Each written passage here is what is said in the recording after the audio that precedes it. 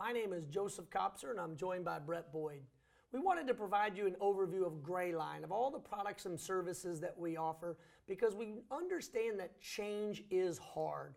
As companies, as public sector entities, as people in academia, or just people curious about the world or looking at what's happening, change is happening fast. Brett, why is it that change is so hard? Yeah, look, this is a fascinating time to be alive. I mean, as we all well know here. So really, as a result of the computing revolution, we have technology changing on faster and faster cycles. And there have always been cycles in industries, right? So change is never linear. It always kind of goes in steps. And every time there's a big step, you really see a lot of, disruption is kind of the buzzword, but the reality is a lot of the incumbents get displaced and new companies emerge. And in some industries, this happens slowly. Right, think about the energy business, the age of sail to the age of coal to the age of oil to potentially the next. I mean, this is multi-100-year or at least 100-year cycles. The media business has similarly gone from radio to television to mobile mobile in your pocket, I guess. And each of those inflection points has really created a new industry, and old companies have been displaced in general. You can see this happening more and more quickly in a lot of different areas. You can see, if you look at S&P 500 or Fortune 500 data, you can see the duration, like the time that companies spend on those lists shrinking shorter and shorter and shorter. And the reality, and again, I don't know, it kind of depends where you sit, if this is a sad or this is an optimistic piece, but it's really, really hard for organizations to think long-term and to do both the ongoing excellence in highly competitive markets and planning for an uncertain future. I mean, again, this is not to detriment the leaders in those organizations. In my experience, they're typically wonderful, but that's a really, really hard needle to balance here, with the idea that you have to keep the engine going and you have to build a new engine at the same time. And so you have the technology piece, which is happening more and more quickly. And at the same time, you have the era of globalization, which we'll call the last, since the mid-90s, the last 20 or 30 years here. And really what globalization is it's a interconnected markets system, right? And so previously, it was possible for executives to think about what's happening in my industry. I own my industry, I need to understand transitions in my industry. But we're now in a world where it's all connected. So not only do you have to understand your industry, but you have to understand other regions and other industries, as disruption and change in those industries spills over at a far higher rate than ever before. And as I know that you've experienced and actually been a change agent in one of those organizations that's worked through a transformation like this is hard. And it's hard on both understanding what's happening and both understanding what to do. Right. And that's really what we're trying to do at Grayline, is to be able to help companies, public institutions, academia, just people who want to understand what's happening, to be able to see it. But then more importantly, there's really three parts.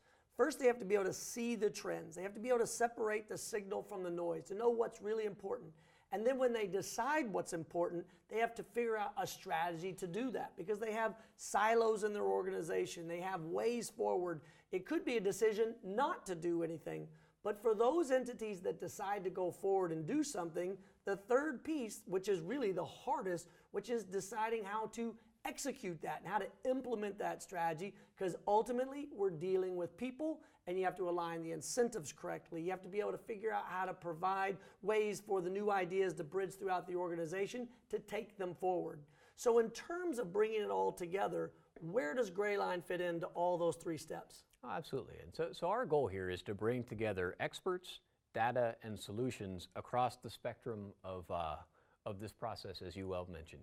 And what we've done is we've actually built a framework and a methodology around this signal versus the noise idea. I mean, we admit that it's hard now, right? The media, the environment of the media right now is such that everything is presented in as boldly as possible, as those organizations are really interested to attract eyeballs and so on. And so we start with this framework here to say, okay, let's sort through all of this, and it's all important. This is not to diminish any of these announcements here, but there are some that are important to those industries, and there are some developments that are important to everybody.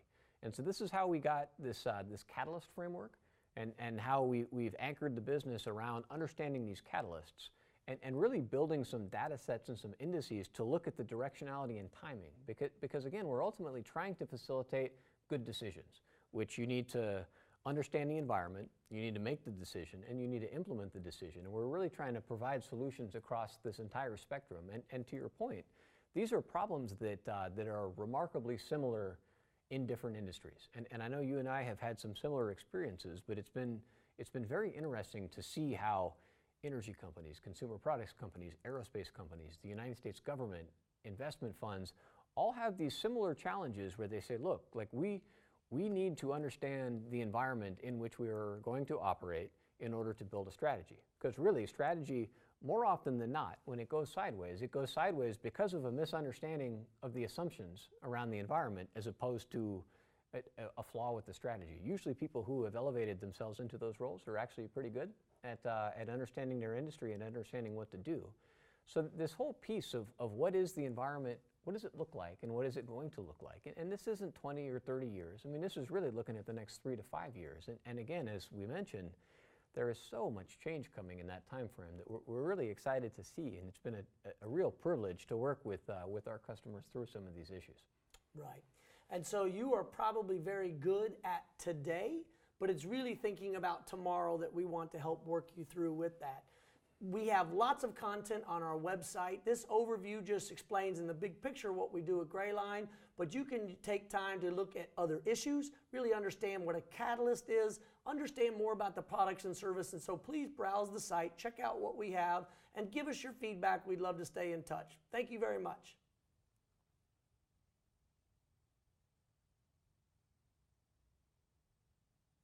Okay, we can trim the audio, but this just want to make an audio note that we can hear on here. That was the redo of the intro video, right? Which was the first one that we shot. Check. Yep. Cool. And that was a good one. That was good. And it was